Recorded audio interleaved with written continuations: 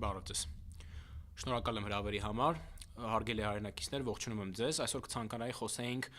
քաղաքում տիրող իրավիճակից, ընդհանուր ներքաղաքական հարցերից, որոնք որ շատ կարևոր են դարձել այսօր մեր հասարակական կյանքում։ Կցանկանայի սկսենք վերջին շրջանում շատ մարդկանց բողոքներից կապված քաղաքապետարանի իրականացվող աշխատանքներին։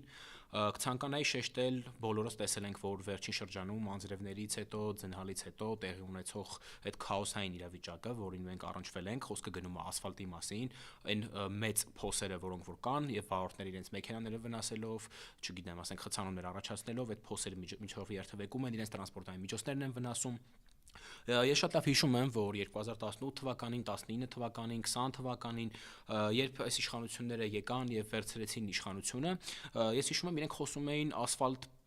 փռելու մասին, ճանապարհները վերանորոգելու մասին, այսինքն մի խոսքով կարելի է վստահորեն ասել, որ խոսում էին ինչ-որ ասֆալտապետության մասին, եւ հիմա փաստացի տեսնում ենք իրենց կատարած աշխատանքի որակը, հատկապես քաղաքապետարանի մասին է գնում խոսքը, պետք է հաշվի առնենք, որ այն ճանապարհները, որոնք իրենք կառուցում են, այն կեղծ բարեփոխումները, որոնց մասին իրենք խոսում են, այն կեղծ բարեփոխումները, որոնք իրենք անում են, այդ ամեն ինչը արվում է հարկատուների հաշվին, այդ ամեն ինչը արվում է պետական արտաքին պարտքը ավելացնելու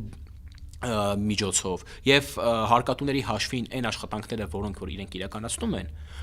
մենք տեսնում ենք, որ այդ աշխատանքները կատարվում են թերի կամ ընդհանրապես չեն կատարվում եւ այստեղ հարց է առաջանում այդ բոլոր ռեսուրսները, այդ բոլոր միջոցները, որը որ այդ հերոս հարկատուն վճարում է, հարց ուր է կորում այդ ամբողջ ռեսուրսը, որովհետեւ մենք փաստացի տեսանք, որ հենց մեկը ասֆալտների հետ կապված, օրինակ իբր որակով ասֆալտ ամեն ինչ պետք է նորմալ լիներ, բայց շատ կարճ ժամանակահատված անց շատ փողոցներում Երևանի, եթե ուշադրություն դարձնենք, պայմանական 3-4 ամիս առաջվա կատարած ասֆալտապատման աշխատանքներից հետո հիմա քաոսային իրավիճակ ա տիրում եւ ինչպես արդեն ասեցի, վարորդները իրենց մեքենաները փչացնելով, տրանսպորտային միջոցները վնասելով եւ շատ մեծ նյութական վնասներ, ֆինանսական վնասներ կրելով այդ ճանապարհներով երթևեկում են։ Ինչը իր հերթին բերում է նաեւ այն հանգամանքին, որ խցանումներ են քաղաքում առաջանում։ Եվ այս խնդիրները լուծման փոխարեն, լուծումներ ստանալու փոխարեն, հակառակը ավելի են խորանում եւ օր-օրի վիճակը բարդանում է։ Սակայն ինչպես տեսնում ենք, քաղաքապետարանը ոչ մի քայլեր չի ձեռնարկում։ Այնպիսի տպավորություն է, որ օրինակ Տիգրան Ավինյանը իր սեփական շարասյունով երթևեկում է, իր համար ամեն ինչ նորմալ է կարծես թե, եւ մնացած քաղաքացիներին հերթը չի հասնում, այսինքն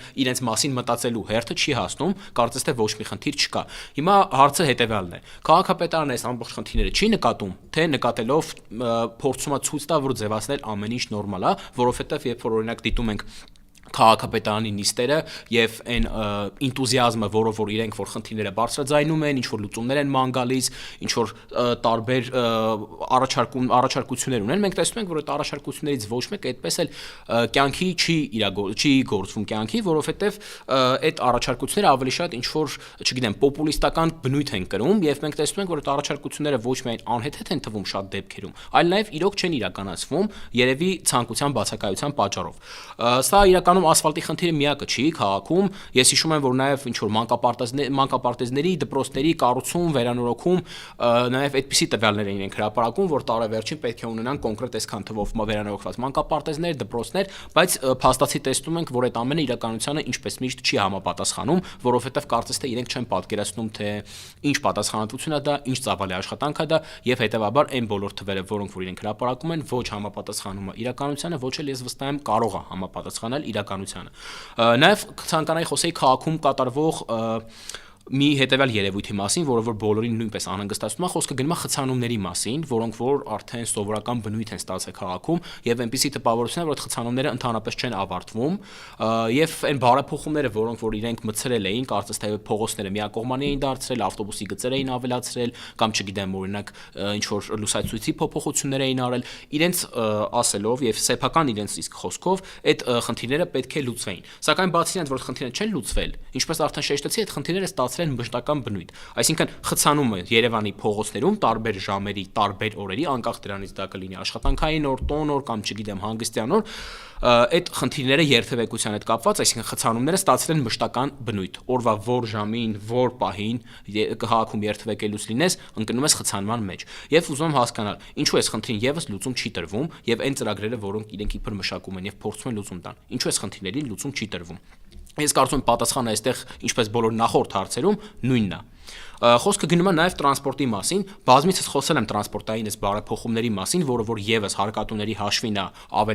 բերվում եւ արտաքին պարտքի միջոցի ավելացման միջոցով այդ տրանսպորտները ձեռք բերվում եւ բերվում քաղաք եւ փաստացի տեսնում ենք, որ այդ տրանսպորտային միջոցները չեն ապահովում այն բարեկեցիկ երթևեկության պայմանները, որի մասին խոսք էին տալիս ժողովրդին։ Այսինքն մարդիկ նույն տրամաբանությամբ խցանումների միջոցով սպասում են մինչև որ ունեք 40 րոպե տրանսպորտը կգա կժամանի, հետո մոտավորապես 2 ժամ գնում են հասնում են տուն եւ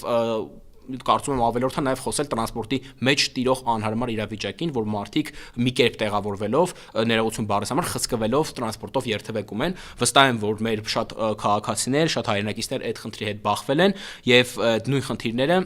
շարունակվում են։ Ես հիշում եմ անհույս գազելների, ինչ որ մահվան գազելներ, անհույս գազելներ, չգիտեմ, այսպիսի տերմիններ էին օգտագործում եւ ամբողջ մեղքը բարդում էին դրա վրա, ասում էին իշխանությունները իրենց աշխատանքը թերի են կատարում, այդ գազելների պատճառով է։ Հիմա եթե դուք օրինակ բերել եք այդ տրանսպորտային փոխադրամիջոցները նոր, ինչու խնդիրը չի լուծվում։ Ինչու խնդիրը չի ստանում իր տրամաբանական հանգուցալուծումը։ Միգուցե խնդիրը ամբողջ ձեր մեջ է, ոչ թե տրանսպորտների, չգիտեմ, շատ լավ է իհարկե, երբ որ տրանսպորտը օրինակ բարելավում է, նոր տրանսպորտային միջոցներ են ձեռք բերվում եւ բերվում են երկիր, բայց երբ որ դա կատարվում է հարկատուների հաշվին, երբ որ դա կատարվում է արտաքին պարտքը ավելացնելու միջոցով եւ վերջնարդյունքում մենք չենք ունենում որևէ բարեփոխում, որևէ դրական տեղաշարժ, դա խոսում է այն մասին, որ այն մարդիկ, ովքեր կատարում են այդ աշխատանքը, կամ չեն պատկերացնում իրենց աշխատանքի բնույթը, կամ չեն կարողանում ապահովել իրենց աշխատանքի ճիշտ հոսքը։ Նաև այդ խոսքը ցանկանայի նաև շեշտել ասֆալտապատման այդ աշխատանքների մասին, ինչպես շեշտեցինք, ինչպես պարզ դարձավ, շատ գումարներ են մեծ ահռելի ներդրվել, ծախսվել, եւ քանի որ աշխատանքը ինչպես պարզեցինք թերի է կատարվել, հիմա հարց է առաջացել, թե որտեղ են կորա այդ գումարները։ Քանի կար իշխանությունները խոսում էին թալանի մասին, որ թալանում են, չգիտեմ, օրինակ գումարը վերցնում են, աշխատանքը չեն կատարում։ Հիմա ես ուզում եմ հասկանամ, եթե սա թալան չի, բացահայտ, ինչի մասին է այստեղ գնում խոսքը։ Սա էլ բացահայտ թալան է, ուղղակի այս ամեն ինչը բացահայտ կերպով է կատարվում եւ այն ինչը որ կատարվում է երկրում դա իհարկե նորմալ չի եւ չգիտես ինչու ոչ մեկ դեռ չի պատժվել, ոչ մեկ պատասխանատվություն չի կրել եւ անհայտ է թե այդ գումարները որտեղ են գնացել եւ ով է եղել պատասխանատուն այդ աշխատանքները իրականացնելու համար։ Նաև կցանկանայի ներքաղաքական շատ կարևոր թեմայի մասին խոսել, որը որ կարծես եւս ավարտ չի ունենում, այլ հակառակը նոր ինչ որ թափ է առնում, խոսքը գնում է քաղբանտարկյալների մասին։ Ինչպես գիտենք, հիմա մեր երկրում 40-ից ավել քաղբանտարկյալներ կան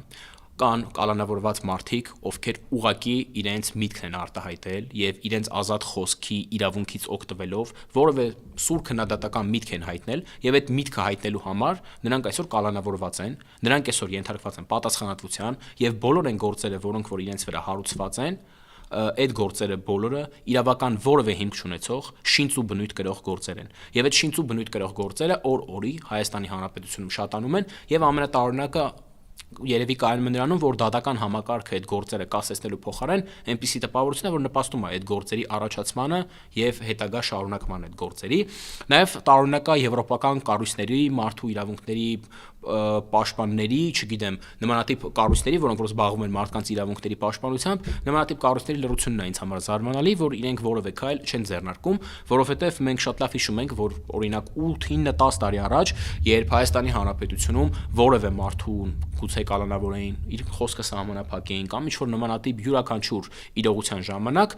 միշտ այդ հարցերը բարձրաձայնվում էին, միշտ իշխանությունից պահանջում էին որևէ բացատրություն, որևէ հիմնավոր պատճառ, թե ինչու են այդ մարդիկ կալանավորված կամ գտնվում են օրինակ հետապնդման տակ են գտնվում, բայց հիմա չգիտես ինչու այդ բոլոր կառույցները կամ լռել են կամ չեն արձագանքում, եթե նույնիսկ արձագանքում են, չեն արձագանքում այն կերպով, որը որ անհրաժեշտ է, չեն պահանջում այն բացատրությունները կամ այն պահանջները չեն ներկայացնում, որի արդյունքում մարդիկ պետք է ազատվեն, որտեվ մենք բազմիցս տեսել ենք, օրինակ բերեմ Նարեկ Սամսոնյանը, երբ հացադուլ էր հայտարարել, հացադուլ հայտարարելու ժամանակ նրան ազատելու փոխարեն կամ որևէ ինչ-որ ուրիշ բան անելու փոխարեն նրան հակառակը պատժախոս ուղարկեցին, կարելի ասել նպաստեցին իր առողջական վիճակի վատթարացման, ինչի արդյունքում նա ընկավ հիվանդանոց եւ նմանատիպ դեպքերը շատ են։ Մենք այսօր փաստացի Հայաստանի Հանրապետությունում ունենք կալանավորված արքեպիսկոպոսներ, Արշակ Սրբազանը, Միքայել Աչապահյանը, Բագրատ Սրբազանը, ունենք կալանավորված բարեգործներ, օրինակ Սամվել Կարապետյանը, ինչպես նաև ունենք կալանավորված Մասիսի քաղաքապետ Դավիթ Համբարձումյանը, Վարդան Ղուկասյանը, Գյումրու քաղաքապետը եւ բոլոր այս կալանավորումները, բոլոր այս ձերբակալությունները, կալանավորումները, քրեական գործերի հարուցումը կարծում եմ ճիշտ կլինի ավելի շատ կապել եկող ընտրությունների հետ կապված, որովհետեւ այնպիսի տպավորություն է ստեղծվել, որ իշխանությունները ընտրություններից առաջ բոլոր այն մարդիկ, ովքեր որ արդարացիորեն ժողովրդի արդար քվեարկության արդյունքում հաղթել են, դարձել են քաղաքապետ, հա, կամ ինչ-որ համայնքի ղեկավար օրինակ, բոլոր այդ մարդկանց այնպիսի տպավորություն, որ ճանապարհից հեռացնում են իրենց ընտրական ձայների քանակը ապահովելու համար։ Այսինքն բոլոր այն մարդիկ, ովքեր իրենց խանգարել են, հիմա էլ չեն խանգարում, որովհետև իրենց բոլորի վրա հարուցված են քրեական գործեր, իրենք բոլորը գտնվում են կալանքի տակ եւ այդ գործերը անհայտ է թե ինչ տևողությամբ կշարունակեն ինչ տևողություն կունենան այդ գործերը եւ այստեղ պարզ է դառնում, որ սա խոսում է իշխանության բացահայտ վախերի մասին։ Իշխանությունները շատ շուտվանից արդեն գիտեն, որ իրենք ոչ վստահություն ունեն, ոչ ձայներ ունեն, ոչ մի բան չունեն եւ հետեւաբար իրենց հետագա հաղթանակը ապահովելու համար իրենք փորձում են իրենց ճանապարհից բոլոր խոչընդոտները հեռացնել։ Սա իհարկե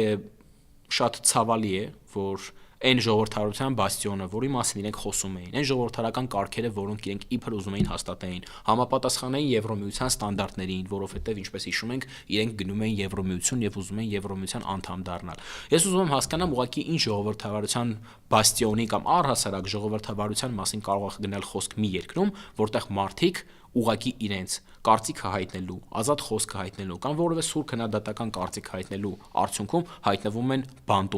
հայտնվում են բանտում, որտեղ մենք ինչպես տեսանք նաև վերաբերմունքը իրենց հանդեպ նույնպես ոչ միշտ է լինում, այսպես ասենք բարեհամբույր, եւ այս ամենից ելնելով ես կցանկանայի եվրոպական կառույցների ուշադրությունը դարձնել այն բոլոր իրողություններին, որը որ կատարվում է Հայաստանի Հանրապետությունում, եւ այդ կառույցները պետք է կատարեն իրենց նշանակությունը, որի համար իրենք ստեղծվել են, որի համար իրենք